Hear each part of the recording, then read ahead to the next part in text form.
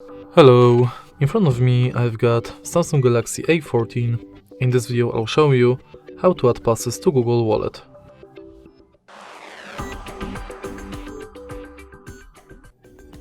In the beginning, let's go to Wallet and now select Add to Wallet button. Now focus on Transport Pass, Loyalty and Gift Card.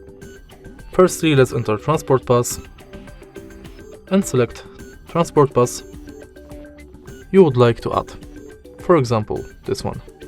Now you'll be redirected to a website where you have to finish the inside form. Next, let's go to Loyalty and select Loyalty Card. Now you can scan your card or enter member ID manually. Tap Add to Wallet button and it's done.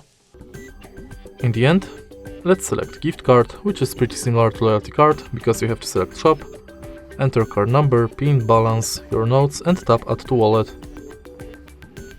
And that's basically it. All of your cards are available from homepage of Google Wallet. If you find this video helpful, please leave like, comment and subscribe.